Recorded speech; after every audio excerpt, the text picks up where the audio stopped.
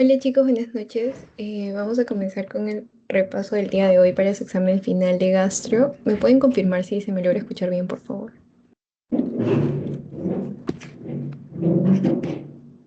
Sí, ya, genial, Abril. Entonces, vamos a comenzar con este repaso final. Lo hemos dividido en dos. Yo voy a hacer la primera parte y Elsa va a hacer la otra parte. Yo voy a hacer 20 preguntas y Elsa 20. Así que yo acabo esta parte, bueno, la primera parte del repaso y luego continúa Elsa. Conmigo van a abarcar los temas de cirrosis, de hemorragias digestivas, de complicaciones en la cirrosis, o sea, encefalopatía, ascitis, y también vamos a ver hepatitis, ¿ok? A ver, voy a silenciar mis notificaciones un momento. Listo. Entonces, eso es lo que vamos a ver conmigo y bueno, espero que pueda servirlo de mucho. Hay muchas preguntas que se repiten. He tratado de usar banco de exámenes pasados y van a ver que todos los exámenes tienen cierto algoritmo de preguntas. A comparación de hace dos ciclos, pues nosotros teníamos gastroenterología en una rotación única, entonces solo era un examen y la cantidad de preguntas era menos porque había mucho más temas. En cambio, ahora ustedes los dividen en parcial y en final, entonces hay más probabilidad de que les pregunten más preguntas sobre un tema. Ok, entonces ahí sí tienen que tener en cuenta cada uno de los temas y no pueden dejar ningún tema al aire. Ok, entonces cualquier pregunta, duda que tengan, pueden alzar su manito, escribir, interrumpirme como ustedes gusten. Y creo que ahí está Elsa también. Como les dije, cuando yo acabe el repaso, Elsa va a continuar, también va a mandar su test para su repaso. Ok, chicos. Entonces, bueno, ¿cuál es la dinámica? Yo les voy a proyectar la pregunta y ahí en el chat ustedes ponen sus claves y luego lo vamos a resolver juntos. Y si tienen alguna pregunta o duda, también pueden alzar su mano. Ok, entonces vamos a continuar con el primer tema, que es cirrosis. Es una patología muy frecuente y van a ver que hay preguntas tipo para cirrosis, ¿ok? Entonces vamos a comenzar con el primero, que dice, el score Child Book indica, ¿qué es lo que indica, chicos?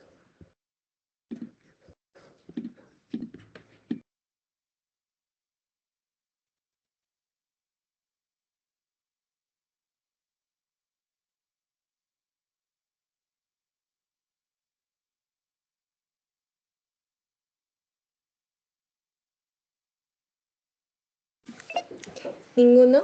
Primero, ¿han escuchado cuál es el score Child Book? Porque de este score van a hacer un montón de preguntas.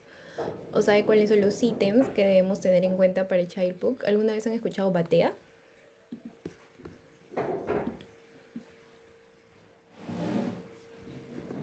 Sí, ya, a ver, Abril. ¿Cuál crees que es la clave? ¿Gravedad de la enfermedad, pronóstico de la enfermedad, calidad de vida o complicaciones de la cirrosis o ninguna de las alternativas?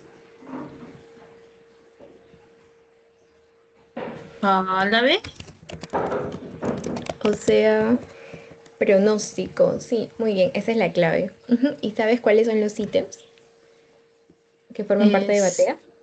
A ver. bilirrubina, Ajá. eh, tiempo de protrombina, albúmina, encefalopatía y BAT.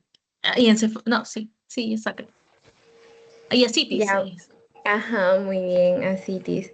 Miren, o sea, si ustedes se saben básicamente cuáles son los ítems que van a incluir el score de Chai Fu, van a poder resolver casi todas las preguntas de cirrosis. Porque primero sabemos, como dijo su compañera, Child Book es una escala de pronóstico, ok, básicamente de pronóstico de vida. Más adelante les he puesto la escala como tal, pero no les piden como que sepan cuánto es bilirrubina, cuánto puntaje te da un punto, cuánto puntaje te da dos puntos, pero sí es muy importante que ustedes sepan para qué sirve la escala y cuáles son los límites y de la misma forma cuáles son los ítems que se van a tocar. Entonces, una mnemotecnia para que ustedes puedan recordarlo durante el examen es BATEA.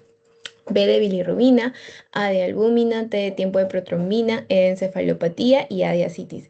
Si se dan cuenta, estamos utilizando tres criterios de laboratorio y dos criterios de complicaciones, ¿ok? Que son las complicaciones que vamos a desarrollar también el día de hoy, ¿ok? Que es asitis y encefalopatía. Ok, entonces como dijo su compañera muy bien, la clave es pronóstico. Y ahí está el score de Child-Pugh. Ya saben que B es bilirrubina total, A de albúmina, T de tiempo de protrombina, E de encefalopatía y A de ascitis. Es importante que se sepan esto, qué es lo que significa o para qué se usa y sobre todo la clasificación. Es decir, si yo tengo un paciente que tiene score de Child-Pugh de 6, ¿cuánto de supervivencia tendría? O sea, está en la escala Child-Pugh A, de 5 a 6 puntos, entonces tendría una supervivencia del 100%. Pero ¿qué pasa si yo le hago la escala de Child-Pugh a mi paciente y tiene 8? Estaría en el estadio B de Child-Pugh, entonces tendría una supervivencia, se reduce, ¿verdad? A 80%. Pero si tiene más de 10 puntos, de 10, 13, 15 puntos, vamos a ver que la supervivencia también se reduce a la mitad, alrededor del 45% de supervivencia. Ok, entonces por eso nosotros en el score de Child-Pugh vamos a ver el pronóstico de vida del paciente. Para eso se utiliza. ¿Ya, chicos? Entonces, esta pregunta les quedó claro. ¿Tienen alguna duda? Otra cosa que les pueden, ya, genial abrir. Otra cosa que les pueden confundir es si es que el score de Child-Pugh mide la gravedad. ¿Por qué no mide la gravedad? No mide directamente la gravedad, como les decía, sino mide la probabilidad de supervivencia. O sea, cuando tú escuches score Child-Pugh, me está diciendo qué probabilidad hay que mi paciente sobreviva. No me está diciendo su enfermedad es muy grave, es moderada o es leve, sino se relaciona al pronóstico. Ya, chicos, entonces eso también les pueden preguntar en un verdadero o falso. El score de Child-Pugh se encarga de ver la gravedad de la enfermedad. Falso, se encarga de ver el pronóstico o la supervivencia de la enfermedad. Por eso se limita a cuánta es la supervivencia en un año. ¿Ok? No evalúa las complicaciones como tal. Si bien es cierto, dentro de la clasificación BATEA tiene a dos complicaciones que son la citis y la encefalopatía, no las evalúa, sino las coloca como un ítem dentro de la escala como tal. ¿Ok? Entonces, al parecer sí quedó todo claro. Y vamos a comenzar con esta pregunta. A ver, son drogas asociadas a la cirrosis, excepto. Hay dos que sí o sí tienen que saber y las van a descartar porque sí son asociadas a cirrosis. ¿Alguien tiene alguna idea?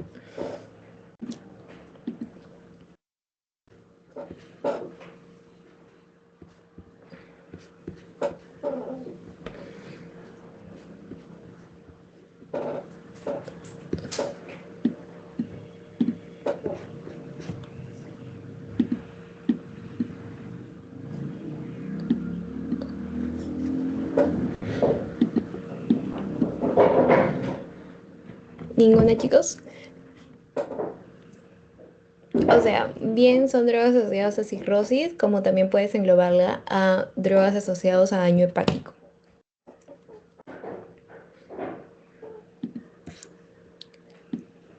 Ya, bueno.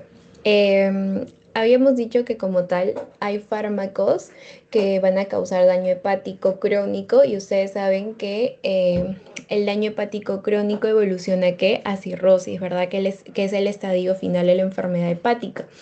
Entonces, encontramos diferentes fármacos. Aquí les puse un cuadro de los más relevantes que tienen que saber para su examen por si les repiten la pregunta.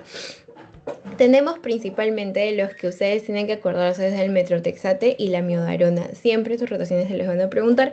¿Por qué? Porque el metrotexate lo que causa en el hígado es una fibrosis, que posteriormente ustedes saben que la fibrosis del hígado que lleva a una cirrosis.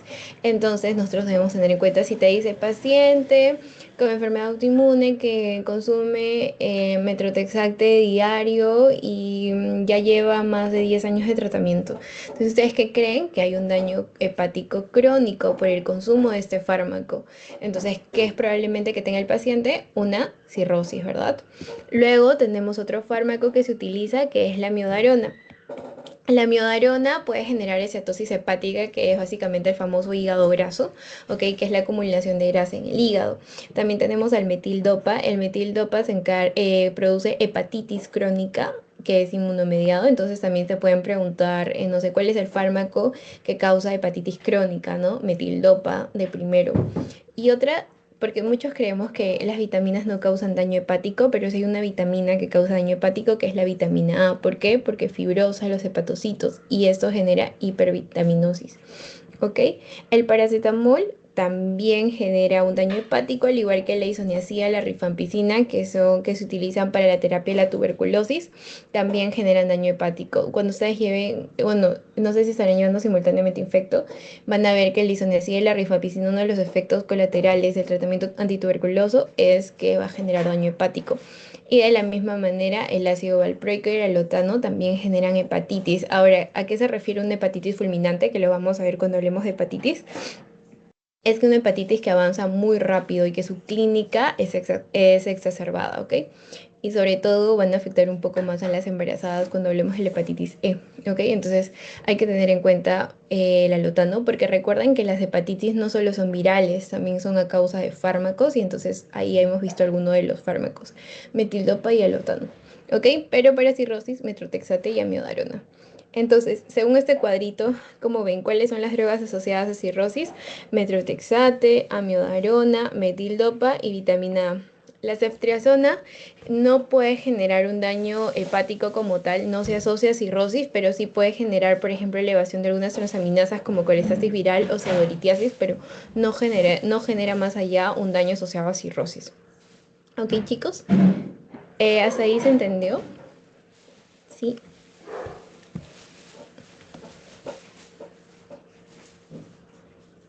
Ya. Genial, Abril. Entonces vamos a continuar con la otra pregunta. Ahora sí. No es parámetro el score child pool. Si se dan cuenta, ustedes dirán, esas preguntas están muy fáciles, pero es lo que preguntan. En los 3 exámenes que he revisado en la rotación, han puesto un montón de child pool. Entonces es algo básico que ustedes deben saber. Hemos dicho cuáles son los parámetros. Batea, ¿verdad? ¿Cuál? Bilirrubina total, albúmina, tiempo de protrombina y las dos complicaciones. ¿Cuáles eran? Encefalopatía y ascitis. Entonces, ¿cuál es la clave?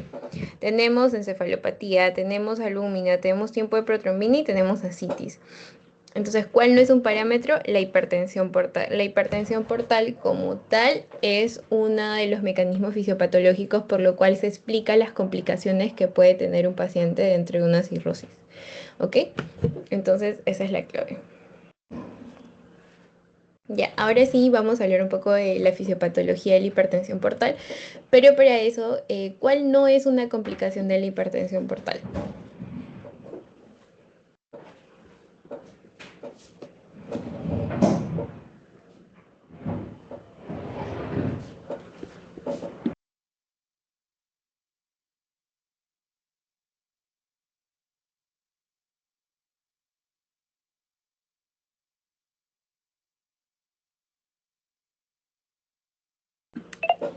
A ver, ¿cuál marcarían ahí?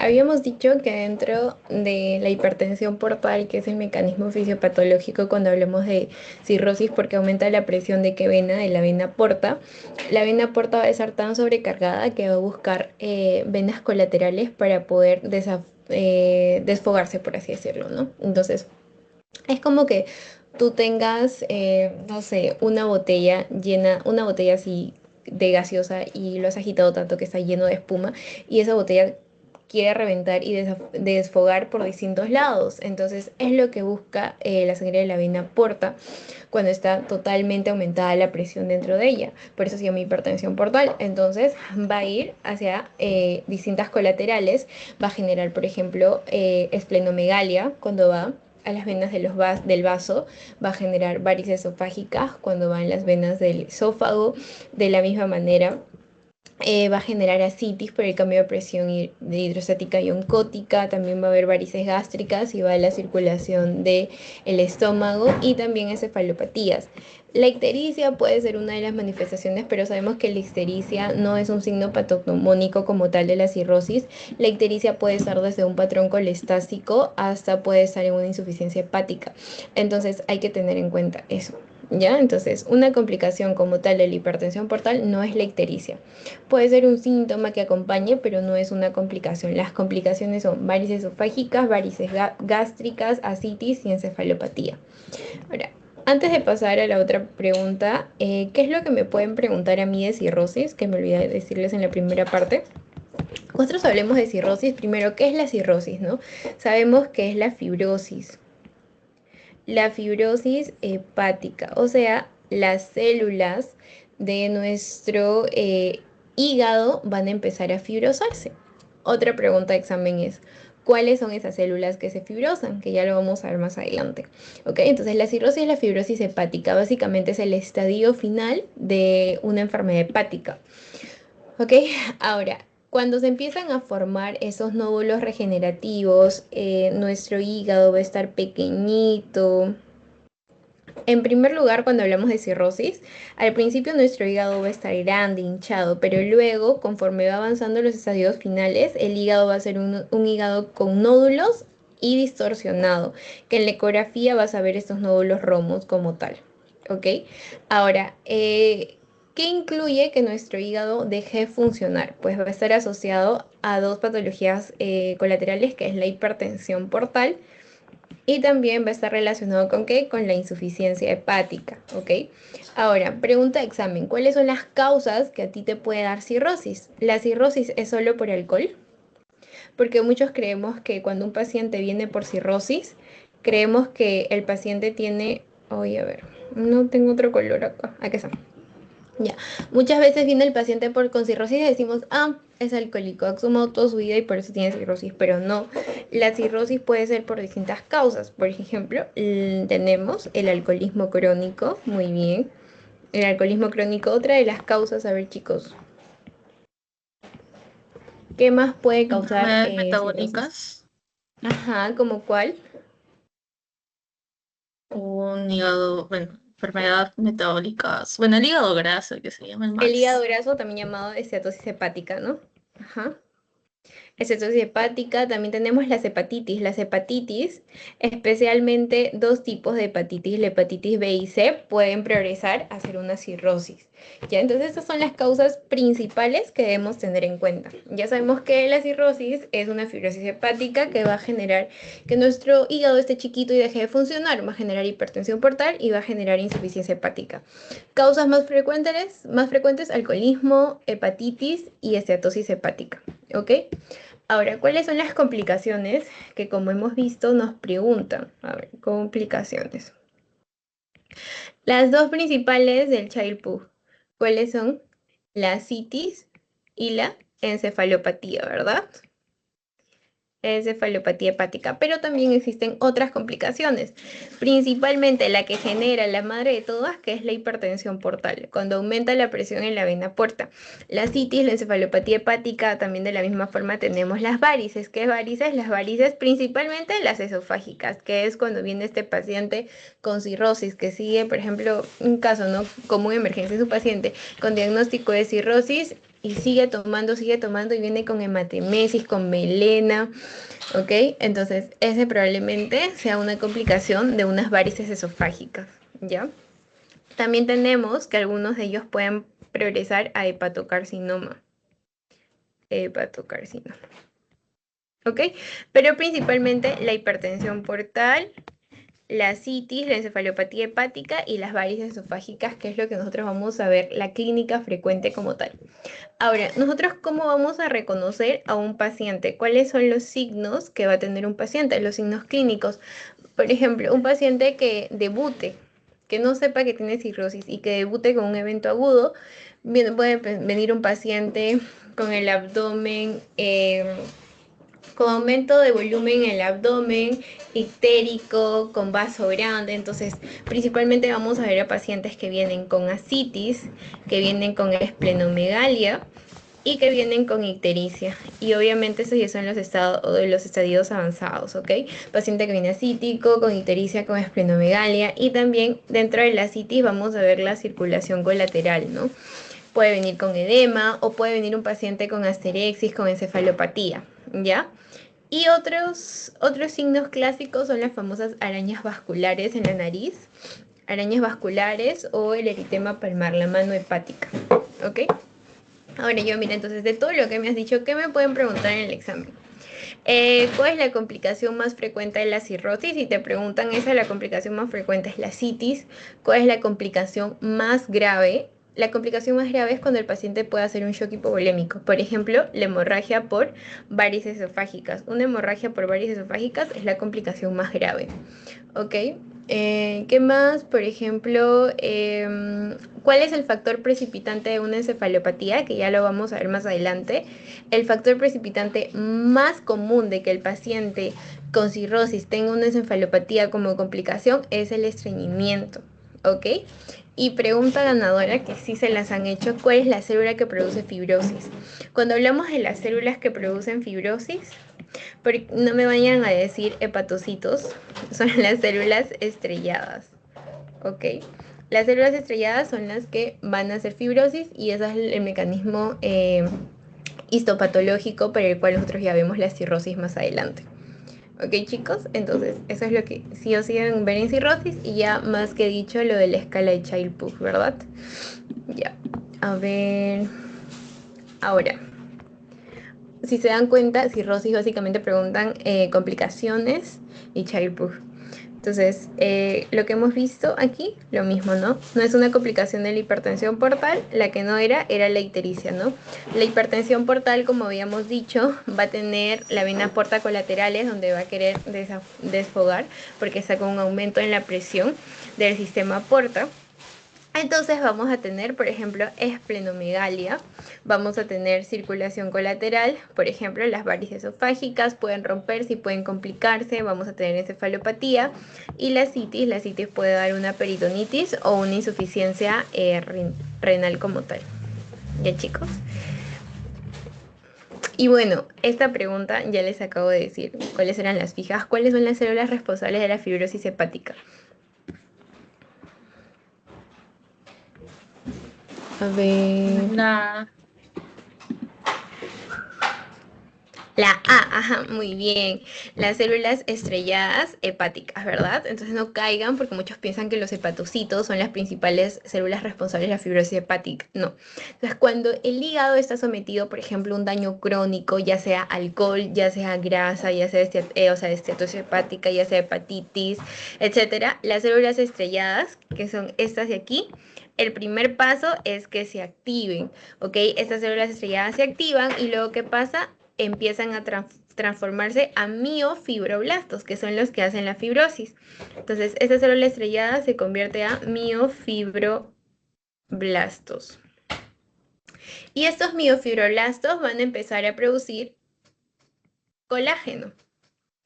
¿Ok? Y este colágeno es quien posteriormente ya va a dar el aspecto de fibrosis dentro del hígado. ¿Ok? Entonces, ya saben que nuestra célula estrellada, cuando está sometido a una noxa, a un daño frecuente, como el alcohol, como los agentes infecciosos, como los agentes metabólicos, ya sea la cetosis hepática, ya sea una hepatitis, esta célula estrellada se va a activar. Al activarse, va a convertirse en miofibroblastos. Y estos miofibroblastos van a empezar a producir, ¿qué cosa? Colágeno. Y el colágeno va a ser quien cambia también esta consistencia del hígado, ¿no? Porque normalmente es un hígado grande, con bordes regulares, liso, pero nosotros vamos a ver que en daño hepático va a ser un hígado con nódulos, con bordes romos, pequeños, con colágeno, fibrosis, ¿ok? Entonces ya saben cuáles son las células responsables, las células estrelladas hepáticas, más no son los hepatocitos. ¿Por qué? Porque los hepatocitos son las células que se lesionan, o sea, en la cirrosis los hepatocitos se van a lesionar, pero no te están preguntando cuáles se lesionan, sino te están preguntando cuáles producen fibrosis y los hepatocitos no producen fibrosis. Los linfocitos como tal van a participar en el proceso inflamatorio, pero no van a producir colágeno. Y los colangiocitos contribuyen a hacer una clínica, ya sea una enfermedad biliar, pero no son los principales. Entonces, siempre que te pregunten células que producen fibrosis hepáticas, células estrelladas hepáticas. ¿Quiénes se dañan? Se dañan las células estrelladas hepáticas, se dañan los hepatocitos. Pero los hepatocitos no producen fibrosis. ¿Ok, chicos? ¿Hasta ahí quedó todo claro?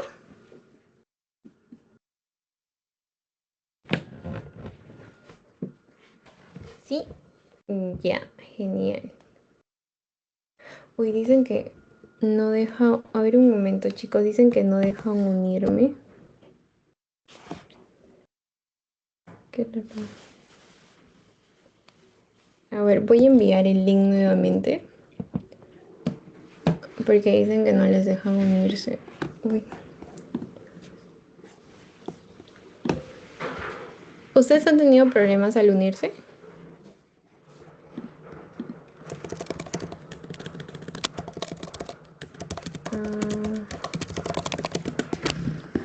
Ah, a ver, un momento, chicos.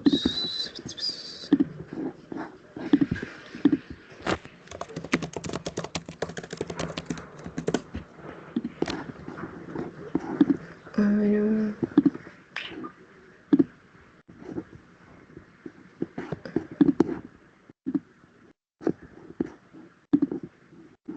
no, porque no está bloqueada la reunión ni siquiera. A ver.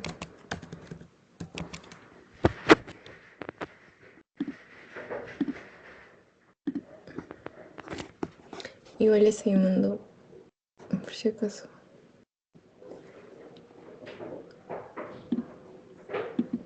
Ya. Vamos a continuar, chicos. Ya le estoy llamando. Qué raro que no los dejen unirse.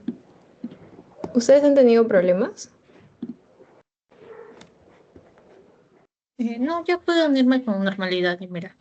Sí. Ya, qué raro que habría pasado. Ya.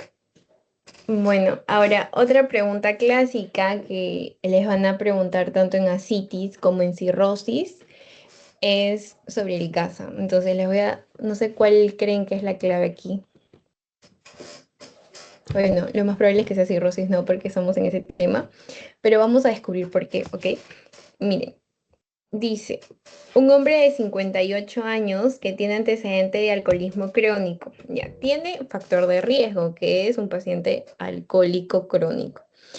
Consulta por distensión abdominal progresiva, edema en miembros inferiores y fatiga. Entonces tiene distensión abdominal, tiene edema y tiene fatiga. La fatiga probablemente sea por la distensión abdominal.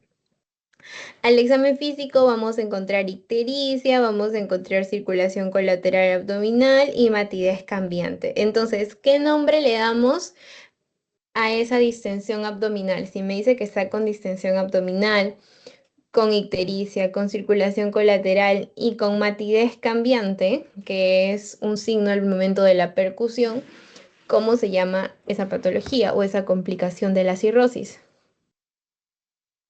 Distensión abdominal, circulación colateral, matidez cambiante, ¿cómo se llama? La citis. Asitis, muy bien, asitis, ajá. Luego me dice, se solicita una paracentesis diagnóstica. ¿Qué es la paracentesis? La extracción, ¿verdad? De este líquido. Que muestra una gradiente albúmino suero, bueno, albúmino sérica asitis, que es el GASA, mayor o igual a 1.1 gramos sobre decilitro. ¿Cuál es la causa más probable del cuadro? Primero debemos saber en qué se basa el GASA, ¿no? Entonces, ¿cómo se obtiene el GASA? Se obtiene restando ¿qué cosa? La albúmina del suero, es decir, la albúmina que extraemos al momento de sacar la prueba de sangre, lo mandamos al laboratorio y me sale un valor de albúmina, y la albúmina del líquido acítico que hemos extraído al momento de hacer la paracentesis. La resta de esto bien me puede dar 5 gramos por decilitros o bien me puede dar 0.8 gramos por decilitro. Entonces, si es mayor o igual a 1.1 gramos por decilitro, se asocia a causas no infecciosas. Por ejemplo, cirrosis, por ejemplo, asitis de causa cardíaca, una insuficiencia cardíaca, por ejemplo, un síndrome de Budd-Chiari, metástasis hepáticas que también suelen ir con asitis. Entonces, siempre que a mí me digan que el GASA es mayor o igual a 1.1 gramos sobre decilitros y tenga antecedente alcohólico, ¿qué es lo más probable que sea? Cirrosis, ¿verdad? Pero si a mí me dice que el GASA es menor a 1.1 gramos por decilitros, lo más frecuente es que sean causas infecciosas. Por ejemplo, tenemos la tuberculosis peritoneal o tuberculosis enteroperitoneal, que es un tema que ustedes lo han visto para su parcial. Por ejemplo, el síndrome, la carcinomatosis peritoneal y la citis pancreática. ¿Ok? Entonces, aquí, ¿cuál es nuestra conclusión? Si la gradiente dice que es mayor a 1.1 gramos sobre decilitros, ¿de qué crees que estamos hablando? Entonces, por ejemplo, sería 1.2 gramos por decilitro, porque te dice que es mayor a 1.1. Entonces, ¿cuál es más frecuente que sea? Carcinomatosis peritoneal, no, porque esto es de causa menor a 1.1. Tuberculosis también es menor a 1.1. Insuficiencia cardíaca derecha, no tiene clínica de insuficiencia cardíaca derecha, ¿verdad? Porque tiene factor de riesgo el alcoholismo crónico.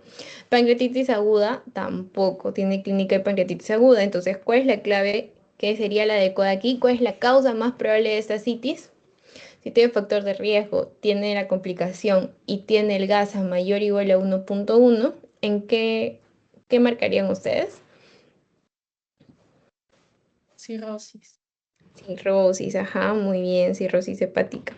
Esa es la clave, chicas. Hasta aquí quedó todo claro.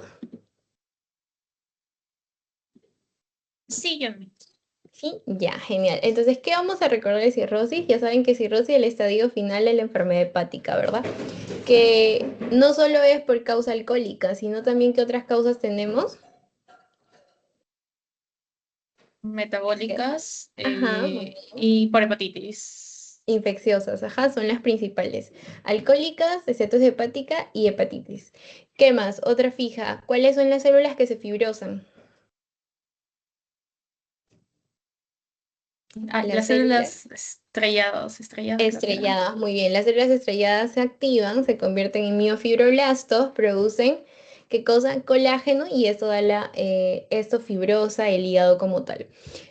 ¿Cuál es la complicación más frecuente? Justo hemos tenido un caso clínico de eso. La citis. ¿Y cuál es la complicación más grave? La peritonitis. No, la complicación más grave, o sea, dentro de las complicaciones como tal, porque la peritonitis ya vendría a ser causante de la citis, dentro de las complicaciones como tal serían las varices esofágicas, porque las varices esofágicas pueden generar shock hipovolémico en el paciente, ok, bajan la presión arterial. Entonces, las más graves son las varices esofágicas, ¿ya? Bueno, de ahí la escala de Child-Pugh, ¿cuáles son ¿para qué sirve la escala de Child-Pugh? ¿Sirve para ver gravedad? ¿Sirve para ver pronóstico o sirve para ver complicaciones? Para ver pronóstico. Muy bien, ¿pronóstico de qué? De supervivencia. De supervivencia, ajá, muy bien, supervivencia en un año. Ahora, ¿qué más les pueden preguntar? ¿Cuáles son los ítems? Batea, ¿verdad? BD, Bilirrubina. AD, Albúmina. alumina, TD, Tiempo de protrombina. muy bien, ED, Encefalopatía. encefalopatía y AD. Asitis. Ascitis, ajá, muy bien. Ya con eso, cirrosis. Allá, si quieren ponerse complicado, les pueden poner un caso clínico, te van a decir un caso clínico de un paciente con cirrosis y te van a decir que según la escala de Child-Pugh, porque no te van a mandar a hallar la escala de Child-Pugh como tal, no te van a hacer aprender todo el cuadro, pero sí te pueden decir que, por ejemplo, tiene un puntaje de 13. Según el Child-Pugh, tiene un puntaje de 13. Entonces, ¿cuál Child-Pugh es? ¿A, B o C? Sí. Sí, muy bien. Acuérdense los límites. Siempre me acuerdo los límites. De 10 a más es C, ¿verdad? De 5 a 6 es A. Y lo que falta está en D. ¿Entienden? Ya, entonces, muy bien, chicos. Eso es lo que sí o sí tienen que aprenderse para cirrosis y el GASA, ¿no? Que ya saben que si es mayor o igual a 1.1 son causas inflamatorias generalmente y no infecciosas. Por ejemplo, tenemos la cirrosis, ¿ok? Básicamente eso. Y ahora vayamos con las complicaciones, que son la ascitis y la encefalopatía. Es lo que más les van a preguntar a ustedes, ¿ya? No van a hacer otras complicaciones. Tal vez cuando veamos hemorragia digestiva alta, ahí van a hablar un poco de varices esofágicas, pero tampoco es tanto. Ok, entonces, para recordar un poco, porque los temas se complementan con la cirrosis, primero vamos a hablar de todo el mecanismo que causa la cirrosis. El hígado está fibrosado, ¿verdad? Es el estadio final de la enfermedad. Entonces, ¿qué pasa? Se produce algo que se llama hipertensión portal, ¿ok? La hipertensión portal, ¿en qué se basa? Como su mismo nombre lo dice, aumenta la presión del porta, o sea, del sistema porta. Entonces, aumenta la presión del sistema porta. Ahora, ¿por qué se da el aumento de la presión del sistema porta? Por un incremento de la resistencia del flujo portal, o sea, un aumento de la resistencia al flujo dentro del hígado. Y esto, causas principales, cirrosis, fibrosis, nódulos que van a distorsionar esta arquitectura hepática. ¿Ya, chicos? Y en menor medida, pues se asocian, por ejemplo, no sé, a aumento de flujo esplánico, vasodilatación, etcétera. Entonces, ¿por qué es tan importante este incremento de la resistencia del flujo portal? Porque la sangre no va a poder atravesar correctamente el hígado y al no poder atravesar correctamente el hígado, esta dificultad hace que nuestro cuerpo, porque es tan inteligente nuestro organismo, siempre busca soluciones. Y una de sus soluciones es buscar circulaciones colaterales. Entonces, hay un aumento de resistencia en el flujo en mi hígado. Entonces, mi hígado no puede manejar el flujo de su sangre, no llega sangre correctamente al hígado. Entonces, voy a buscar escapes y esos escapes van a ser las circulaciones colaterales para desviar la sangre hacia dónde? Hacia la circulación sistémica, porque todo nuestro cuerpo necesita sangre, no solo el hígado, pero dentro del hígado está fallando. Entonces, por ejemplo, estas colaterales van a dar pausa a lo que vendrían a ser las complicaciones. Por ejemplo, vamos a tener varices esofágicas que pueden romperse y más adelante generar una hemorragia digestiva alta. Al mismo tiempo, acá están, por ejemplo, por aquí está el esófago y estas van a dar circulación colateral, donde estas varices esofágicas se rompen y pueden generar hemorragias digestivas altas. Al mismo tiempo, por ejemplo, tenemos el aumento de presión que se puede dar de manera hidrostática en el sistema portal, junto a los sistemas de renin-angiotensina, aldosterona, también generan retención de sodio y el mecanismo que genera la citis es la retención de sodio y agua, ¿ok, chicos? Entonces si les preguntan, ¿por qué se forma la citis en una cirrosis hepática, una hipertensión portal? Por la retención del sodio y el agua. Esto favorece. Tú sabes que el sodio jala agua, ¿no? Y si hay retención de sodio y de agua, hay una acumulación excesiva de agua que no ha sido eliminada. Entonces, esta se va a acumular ¿en dónde? En la cavidad abdominal y va a producir la famosa citis, que es otra de las complicaciones frecuentes de la cirrosis hepática. De ahí, por ejemplo, también tenemos la congestión venosa que va a llegar al vaso. Entonces, el vaso de lo que era ese tamaño va a empezar a crecer y va a generar ¿qué? Una esplenomegalia. También, por ejemplo, o hiperesplenismo, también los llaman. También tenemos, por ejemplo, la disminución de las células sanguíneas al fallar el hígado. También tenemos disminución del tiempo de protrombina al fallar el vaso, al crecer el vaso, ¿qué va a hacer? Va a destruir más plaquetas, entonces va a haber disminución de las plaquetas. Y esas son todas las complicaciones que debemos tener en cuenta y por qué se dan. ¿Por qué? Porque el hígado tiene una resistencia de flujo, entonces no puede como tal manejar todo el flujo que llega al hígado, pero todo nuestro cuerpo necesita circulación colateral y es por eso que busca ramas colaterales para escapar este flujo sanguíneo. ¿Ok? Algo también es importante dentro de la cirrosis es la vasodilatación sistémica, la disminución del volumen circulante, el incremento de la presión capilar esplácnica, que ya sabe cómo se traduce como hiperesplenismo, la formación de linfa que retrocede al linfático y esto más que característico es la retención de sodio y la retención de agua que va a producir la famosa ascitis. ¿Ok, chicos? Y hay algo que también se llama el síndrome hepatorrenal, que ¿por qué se produce? Porque disminuye este volumen circulante efectivo, que así lo llaman, y aumentan los mecanismos compensatorios. Entonces, uno de ellos, un mecanismo compensatorio, es que disminuya la perfusión de mi riñón y va a contribuir a un síndrome hepatorrenal, que ¿qué significa? Falla el hígado y a la misma vez falla el riñón, ¿ok? Y va a continuar a una insuficiencia renal funcional. ¿A causa de quién? A causa del hígado. Entonces, si se dan cuenta, esta hipertensión portal es muy peligrosa. ¿Por qué? Porque más que la hipertensión portal son las complicaciones que traen consigo, ¿ya? Y dentro de las complicaciones, ahora vamos a hablar de la ascitis y de la encefalopatía, ¿ok? Creo que dentro de ascitis son una de sus últimas clases, probablemente se la hayan dictado hoy, o no sé si ya se las han dictado. ¿Qué es cierto acerca de la ascitis? A ver, chicas, un minuto para que puedan responder.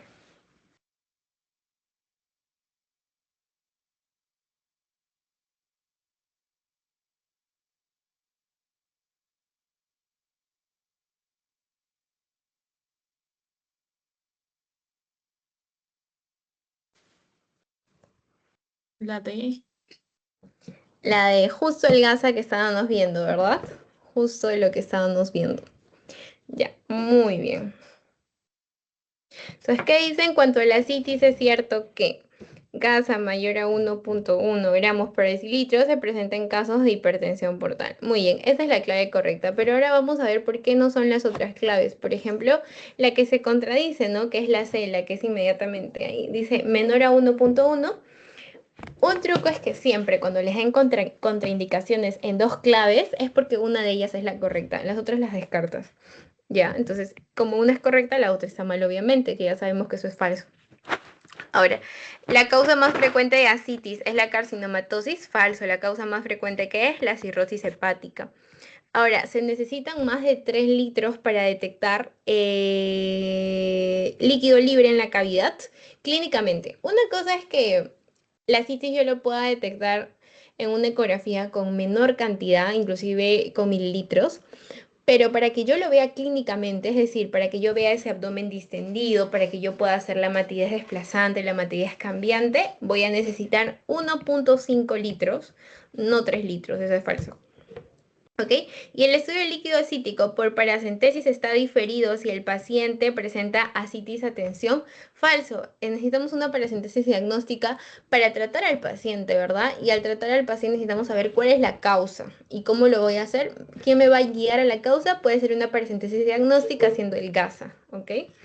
Entonces, sí se necesita. Muy bien, chicas. Ahora, eso también se los dije cuando estábamos viendo cirrosis hepática. ¿Cuál es el factor precipitante más frecuente para desarrollar encefalopatía hepática?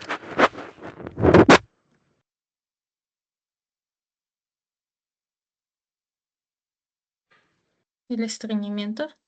Ajá, muy bien. El estreñimiento. Ahora, ¿por qué?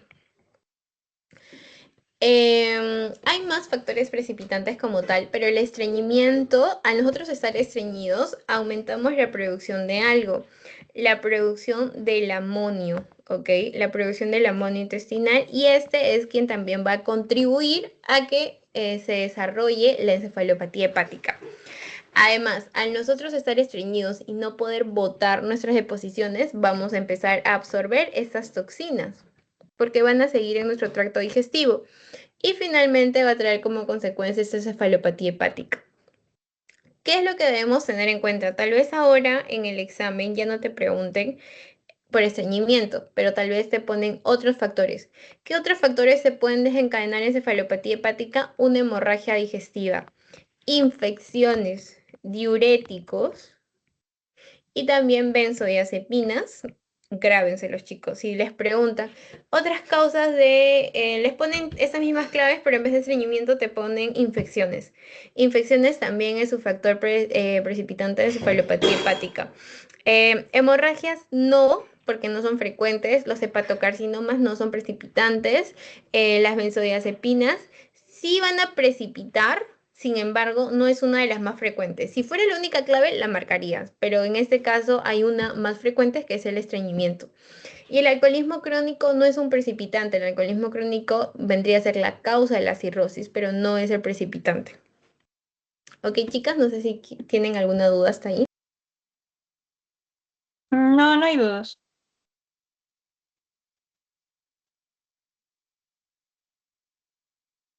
Ya, genial, entonces.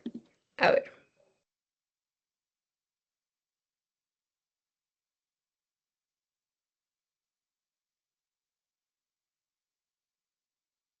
A ver, chicas, les voy a dar un minuto para que puedan resolver esa pregunta.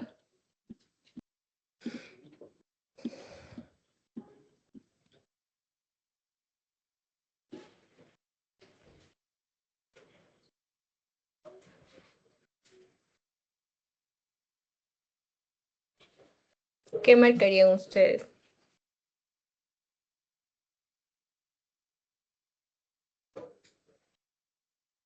La E. Existe alteración en la depuración hepática de los metabolitos nitrogenados. Muy bien. Porque, a ver, primero, ¿qué es la encefalopatía hepática? Me has hablado de la encefalopatía hepática, pero ¿qué es? Primero, debemos saber, ¿es reversible o no es reversible?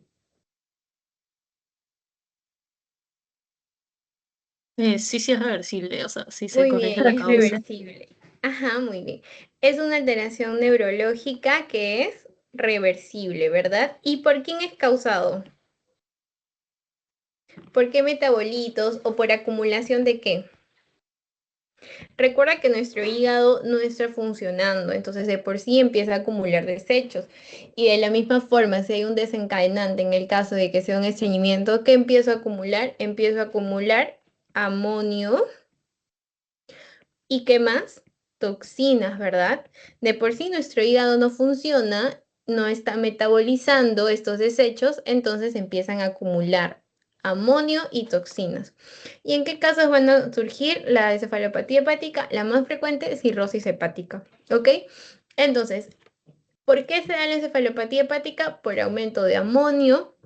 El amonio va a llegar a nuestro cerebro, va a pasar a nuestro cerebro y va a generar una alteración neurológica que bien es cierto, es reversible. ¿Qué quiere decir? Yo soluciono este cuadro agudo y voy a volver a la normalidad del paciente. Ya, chicos, y van a existir muchas escalas. Por ejemplo, una de las escalas que le suelen preguntar es la de Westhaven, que se relaciona también a Asterixis, que ya la vamos a ver más adelante. Pero para esta pregunta dice, ¿existe disminución de la permeabilidad de la barrera hematoencefálica? En la encefalopatía hepática, para que el amonio pase a mi cerebro y genere este cuadro de confusión como tal, que debe existir un aumento en la permeabilidad, no una disminución de la permeabilidad. No existe alteración del glutamato, magnesio y zinc. ¿Qué creen? Si todo está alterado, ¿tú piensas que el glutamato, el magnesio, el zinc también van a estar correctamente? No, ¿verdad? También van a estar alterados. Y me dicen acá, siempre cuando te digan el único factor desencadenante es el estreñimiento, falso, no hay varios. Habíamos visto los diuréticos, habíamos visto las benzodiazepinas, las infecciones. Se descompone si los procesos infecciosos son causa precipitante. Eh, ¿Cómo relacionar? Las infecciones desconocidas como tal, eh, esta pregunta es falso porque en realidad sí precipitan, o sea, las infecciones sí van a precipitar a la encefalopatía hepática. Y luego me dicen, ¿existen alteraciones en la depuración hepática y los metabolismos nitrogenados? Muy bien, porque quienes no se metabolizan el amonio y las toxinas y te empiezan a acumular. Por eso esa es la clave correcta. ¿Ok? Muy bien, Abril. Creo, no sé quién respondió, creo que Abril. ¿Ok? Ahora, justo de lo que estamos hablando. Con relación a la asterexis, ¿es cierto que? A ver, ¿qué marcarían acá, chicas? Primero, ¿qué es la asterexis? ¿Alguien recuerda sus clases de neuro? Creo que era el movimiento involuntario de las manos, o sea, el temblor. Ujú, el aleteo de las manos, ¿no? No es un temblor verdaderamente, pero es un aleteo de las manos. Muy bien. Ajá, ahora, básicamente te está preguntando en qué grado vas a encontrar asterexis. ¿Qué marcarían ahí?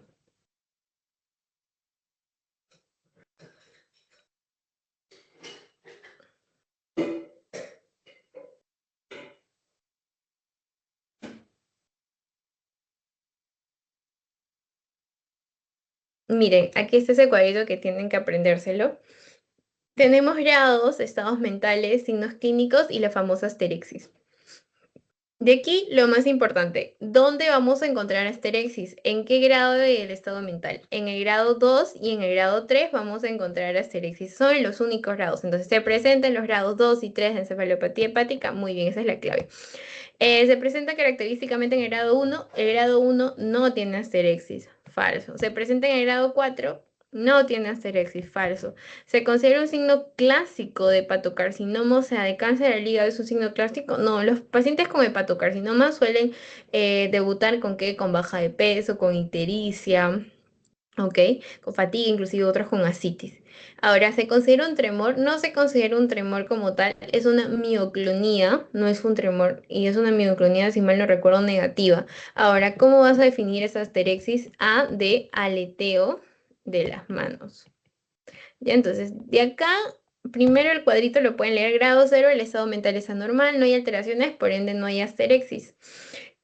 Asterixis, perdón. El grado 1 hay cierta confusión leve, hay irritabilidad, inversión del sueño, pero no hay asterexis. El grado 2 y el grado 3, que es letargia y estupor, correspondientemente, vamos a tener que sí tienen asterexis, mientras que el grado 4 ya es el coma, entonces el paciente no va a responder estímulos y por ende la asterexis tampoco va a estar frecuente, ¿ok? Porque no hay respuesta. Ya, chicas, entonces este cuadrito, grábense, lo más importante es el grado 2 y el grado 3 porque son los que cursan con asterixis. Ok, y ahora otros cuadritos que les pueden preguntar, que les he hecho acá un resumen. Según la evolución, la encefalopatía. Tenemos encefalopatía episódica, encefalopatía recurrente y encefalopatía persistente. Episódica es cuando la encefalopatía es su primer episodio, es decir, te dicen, ¿no? Paciente varón que cursa con confusión, es paciente cirrótico, etcétera, te dan un cuadro clínico y te dicen que es la primera vez. ¿Qué tipo de encefalopatía es? A, encefalopatía episódica, B, encefalopatía recurrente y A, B, C, persistente. Sería episódica, ¿verdad? Porque es el primer episodio. Si me dicen recurrente es porque hay mayor o igual a 2 episodios en 6 meses. Por ejemplo, que te digan que es el tercer episodio en 6 meses. ¿Qué marcarías? Ya no sería una episódica, ¿verdad? Sería una recurrente. Y luego si te dicen que es una encefalopatía, te dan todo el cuadro clínico y te dicen que tiene los síntomas pasando un día, ¿no? Entonces sería una encefalopatía persistente, o sea, los síntomas son continuos. ¿Ok? Entonces es según la evolución. Luego, otro que te preguntan, que ya lo hemos visto, que es según la gravedad, que es el West Haven, ¿verdad? Que es el que acabamos de ver hace un ratito. Que habíamos dicho que debíamos saber aquí el grado 2 y el grado 3. ¿Por qué son importantes? Porque ellos sí van a tener asterexis. El grado 4 ya es un paciente en coma, donde no hay asterexis, no hay respuesta a estímulos. Y el grado 1 es un paciente con irritabilidad, confusión, no cursa con asterexis. Y el grado 0 es un paciente normal, ¿no? Que no tiene confusión, no tiene somnolencia, nada, y por ende no va a tener asterexis. Entonces basta con que recuerdes el 2, el 3 y los extremos. El 4 es coma y el 0 es normal. Y el que le sigue ya vendría a ser esa irritabilidad y esta confusión leve. ¿Ok? Y finalmente, que es otro que también preguntan, suelen combinar esas tres escalas, porque ahí les he puesto una pregunta. Tenemos tipo A, tipo B y tipo C, ¿verdad? El tipo A es una falla hepática aguda y generalmente te van a dar un cuadro clínico, es un paciente que viene con clínica florida, o sea, clínica aguda, entonces, ¿qué tipo sería A? Pero si te dice que el paciente tiene como antecedente una derivación portosistémica, ¿qué tipo de encefalopatía sería? Tipo B, porque es a causa de un shunt portosistémico sin cirrosis. Pero las clásicas de lo que hemos estado hablando, si te dice que es un paciente ya con cirrosis hepática, con un Child-Pugh, no sé, de 11, ¿qué tipo de encefalopatía sería? Encefalopatía C. Entonces te vas a acordar C de cirrosis, B de shunt y A de falla hepática aguda. Ok, por ejemplo, no sé, una hepatitis aguda, entonces sería un tipo A. Por ejemplo, si te dicen un shock, una devibración portosistémica, ¿qué tipo de encefalopatía es? Tipo B. Si te dicen, no sé, una cirrosis hepática, ¿qué tipo de encefalopatía es? Tipo C. Entonces te van a combinar tipo A, tipo B, tipo C con episódica, recurrente y persistente. ¿Ok? Entonces este cuadrito, grábenselo chicas, les voy a pasar de ahí el PPT. Y miren, por ejemplo, esta es una de las preguntas que les han hecho. A ver, con lo que les he dicho, con los cuadros que les he contado, ¿cuál sería la clave para ustedes?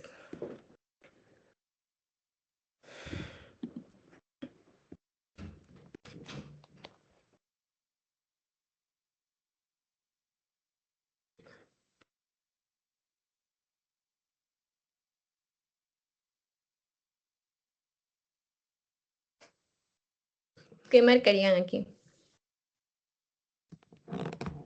Ya saben que para saber si es episódica, recurrente, debemos ver el tiempo. Y aquí te La, dicen que es la A. Ajá, la, muy bien. Sí, muy bien, chicas. ¿Por qué? Porque te dice que es un paciente con diagnóstico de cirrosis hepática. Entonces tú ya sabes la causa. Cirrosis de C, ¿verdad? Encefalopatía tipo C, C. Entonces todas las demás ya la descartas, que es lo más fácil. Ahora me dicen que es el primer episodio. Entonces, si es el primer episodio, ¿cuál es? ¿Recurrente o episódica? Sería episódica, ¿verdad? Porque es un episodio. Y así les apuesto de verdad que esa pregunta la van a volver a repetir. Casi siempre la repiten. Así que esos cuadritos, recuérdenlo ya, chicas. Ahora, para finalizar esta parte de complicaciones, es parte del tratamiento de la asitis grado 3. Primero ese es un cuadrito de asitis grado 1, grado 2 y grado 3. La asitis grado 3, básicamente acá lo que quieren ver es el tratamiento. Cuando es una asitis importante que genera gran distensión abdominal, dificultad respiratoria, fatiga, es importante hacer la paracentesis terapéutica, que es a grandes volúmenes, y vas a restringir el sodio, vas a dar diuréticos, resistencia a sodio y diuréticos, al menos de que sea refractaria como tal. El grado 2 es un poco menos, ¿no? Es una evidencia de asitis moderada que tiene distensión abdominal, pero no genera esa clínica florida. Y dentro del tratamiento vas a restringir sodio y diuréticos. Y luego en el grado 1 tenemos la asitis leve que no requiere tratamiento como tal. ¿Ya? Entonces, eso es importante según el grado clínico que deberíamos tener en cuenta. Entonces, es parte del tratamiento de asitis de grado 3. ¿Cuál sería la clave, chicas? Con lo que les he dicho.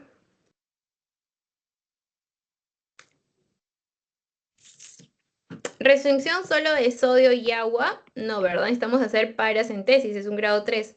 Solo, ya saben, no. Solo con dieta hiposódica, restricción hídrica, no.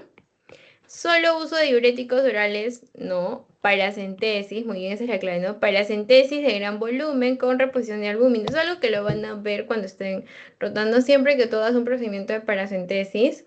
Vas a reponer albúmina al paciente, ¿ok?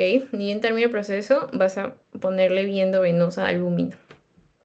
¿Ya? Entonces, ya saben que grado 3 es paracentesis, grado 2 es diuréticos con restricción de sodio y grado 1 solo no requiere tratamiento como tal porque es muy leve y no es detectado clínicamente. Solo es detectado por ecografía. ¿Ya, chicas? ¿Hasta ahí tienen alguna duda, alguna pregunta? ¿O todo quedó claro? Ya saben qué es lo más importante, ¿verdad? Las complicaciones, las tablitas, esa tablita, apréndanse las chicas, porque con eso van a poder resolver todas las preguntas. Asterexis, que ya saben que es grado 2 y grado 3, ya saben cuando es episódico, un episodio recurrente mayor igual a 2 episodios en 6 meses y persistente cuando son continuos. Y según la causa tenemos tipo A, tipo B y tipo C. C, cirrosis, B, shunt o derivación portosistémica y A de agudo, ¿no?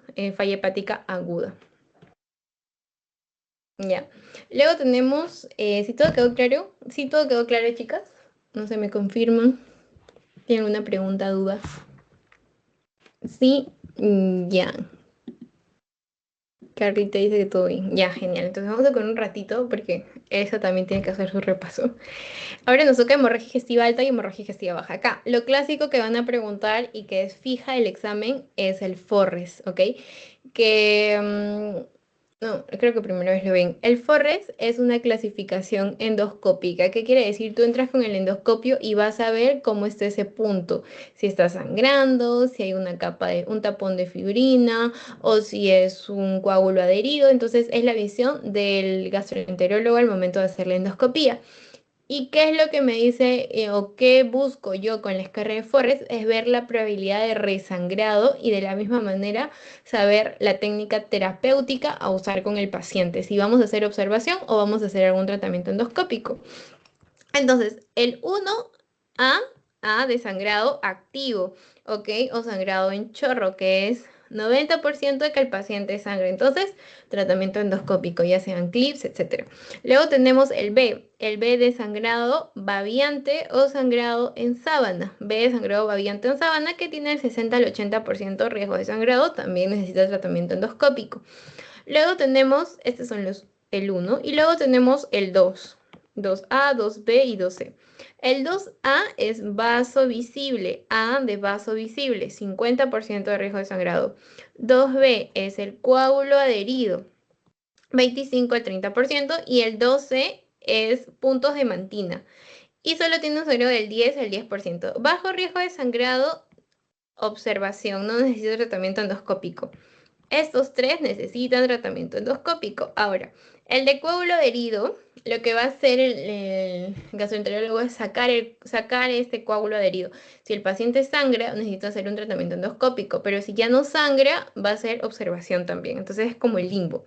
Si hablamos del 12, puntos de mantina, y el 3 finalmente es la lesión cubierta de fibrina, que es lo que vemos acá, ¿no? 1B, sangrado en chorro. 1B, babiante. 2A, vaso visible, se ve el vaso como tal. 2B, se ve el coágulo aquí, que se retira para ver si sangra o no. Y el 2C, que se ven estos puntitos de mantina. Y finalmente el 3, que se ve como blanquito, que ya vendría a ser la cubierta de fibrina. ¿Ok? Esto sí o sí tienen que saber por qué por el porcentaje de sangrado y quién va a guiar tu tratamiento terapéutico, tu tratamiento. ¿Ok? Entonces, pregunta de examen. Durante una endoscopía en un paciente con melena se encuentra una úlcera con vaso visible en su lecho. ¿A qué corresponde esta úlcera? Vaso visible.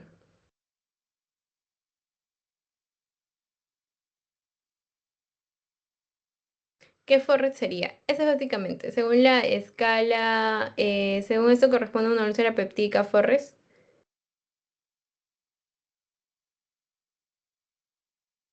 1A es sangrado activo, no es vaso visible. 1B es sangrado babiante. 2A. Luego sigue 2A, ajá, muy bien. ¿Por qué 2A? Porque es A de vaso visible. Muy bien. Esa es la correcta. 2B, ¿cuál sería el 2B? A ver, chicos, ¿se acuerdan?